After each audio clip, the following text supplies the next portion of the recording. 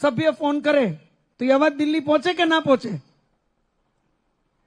जिला पंचायत सभ्य फोन करे आवाज दिल्ली पहुंचे कि ना पहुंचे? कांग्रेस के आपवाड़ाने पूछજો એના નેતા વાત કરવામાં કેટલા પાપડ બેલવા પડે. એ નેતા રે આમ એક 1-to-1 ઉભા રહીને ફોટો ઈ જો પડાવી દે ને તો મારે જાહેર જીવન મૂકી દેવું. હકીકત છે. એટલા એક્સેસિબલ મોદી સાહેબ છે અમને બધાને. એ નેતા રે આમ એક 1-to-1 ઉભા રહીને ફોટો ઈ જો પડાવી દે ને તો મારે જાહેર જીવન મૂકી દેવું. એ નેતા રે આમ એક 1-to-1 ઉભા રહીને ફોટો ઈ જો પડાવી દે ને તો મારે જાહેર જીવન મૂકી દેવું. આ વિડીયો સાંસદ પૂનમબેન માડમનો છે. પૂનમબેન દિલ્હીની વાતો કરી રહ્યા છે, ચેલેન્જ આપી રહ્યા છે. પૂનમબેન 3 ટર્મથી સાંસદ છે, છતાં એમના વિસ્તારનો રોડ નથી બનાવી શકતા, જેના કારણે ગામના લોકોએ ચૂંટણી બહિષ્કારનો નિર્ણય લીધો છે. સાથે સાથે આ વિડીયોમાં વાત કરીએ કે માડમ પરિવારના કાકા ભત્રીજી 12 વર્ષમાં પહેલીવાર જાહેરમાં કેમ બાખડ્યા. નમસ્કાર, આપની સાથે હું સદ્દામ, આપ જોઈ રહ્યા છો યોર ન્યૂઝ.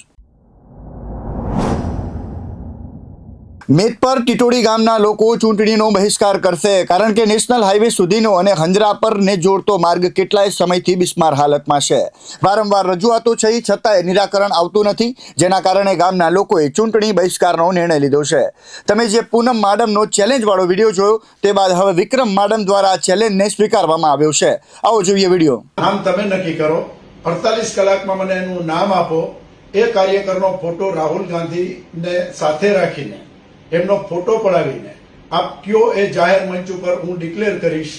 જો એ જાહેર મંચ ઉપર રાહુલ ગાંધીની સાથે એ કાર્યકરનો ફોટો નહીં પડાવી શકું તો જાહેર જીવન હું છોડી દઈશ. હવે જાહેર જીવન કોણ છોડશે એ તમારે નક્કી કરવાનું છે, કારણ કે હું જાહેર જીવનની અંદર બીજું કંઈ કરવા નથી આવ્યો. મારે બીજી કોઈ વાતમાં નથી પડવું. મારે એટલું કહેવું છે કે કોંગ્રેસના નેતા તરીકે આપે ચેલેન્જ આપી છે. 12 વર્ષમાં પહેલીવાર એક મર્યાદાઓ હતી, એ મર્યાદાઓ તૂટી રહી છે, એટલે મારે હવે ચેલેન્જ આપવાની છે. હું મારી વાતે ઉભો રહીશ. જનતા મને ઓળખે છે, હું બોલું છું એ કરું છું. જો હું રાહુલ ગાંધી સાથે એ કાર્યકરનો ફોટો નહીં પડાવી શકું તો હું જાહેર જીવન છોડી દઈશ. પણ જો એ ફોટો તમે જે નામ નક્કી કરો એ જાહેર મંચ ઉપરથી કરજો, એટલે જનતાને ખબર પડે કે કયું નામ તમે સજેસ્ટ કર્યું છે. અને એ ફોટો જો હું પડાવીને આપી દઉં તો આપ આપની વાતો પર ઉભા. માડમ પરિવારના કાકા ભત્રીજી 12 વર્ષમાં પહેલીવાર જાહેરમાં કેમ બાખડ્યા. પૂનમ માડમ અને વિક્રમ માડમ લાંબા સમયથી એકમેકના રાજકીય હરીફ છે, પરંતુ આ પહેલી વખત એવું બન્યું છે કે માડમ પરિવારની રાજકીય હુંસાતુંસી જાહેરમાં સામે આવી છે. આથી સ્થાનિક સ્તરે અનેક તર્કો થઈ રહ્યા છે, જેમાં અંદરની વાત વધુ રસપ્રદ જણાય છે. માડમ પરિવારની દાયકાઓ જૂની ખાસિયત રહી છે. પરિવારનો એક વ્યક્તિ શાસક પક્ષ સાથે અને બીજી વ્યક્તિ વિપક્ષમાં રહીને મોરચા પર પરિવારનું પ્રભુત્વ રાખે છે. અગાઉ ગેલુભાઈ માડમ, હેમત માડમ, વલ્લભભાઈ માડમ અને પછીની પેઢીમાં પ્રવીણ માડમ સુધીના નેતાઓએ આ વ્યૂહથી જામનગર શહેર અને જિલ્લામાં પરિવારનો દબદબો ટકાવ્યો હતો. હવે સત્તા પક્ષ ભાજપમાં પૂનમ માડમ અને કોંગ્રેસમાં વિક્રમ માડમ શહેર અને જિલ્લામાં સર્વે સર્વા મનાય છે. બેઠકોની ફાળવણી સહિતના મુદ્દે તેમનો મત નિર્ણાયક ગણાતો રહ્યો છે. જામનગરના રાજકીય વર્તુળોમાં થતી ચર્ચા મુજબ લોકસભામાં પૂનમ માડમને મોકળું મેદાન આપવામાં આવે અને તેના બદલામાં જામનગરની ઉત્તરની વિધાનસભા બેઠક પર વિક્રમ માડમને પડદા પાછળથી પૂનમ માડમ મદદ કરે એવી માડમ પરિવારના કેટલાક હિતેચ્છુઓએ મધ્યસ્થી કરી હતી. પરંતુ સમજૂતીની આ દરખાસ્ત આગળ વધી શકી ન હોવાનું કહેવાય છે. ઉલ્લેખનીય છે કે હાલ આ બેઠક પર રીવાબા જાડેજા ચૂંટાયેલા છે અને રાજ્ય સરકારમાં મંત્રી પણ ગયા છે.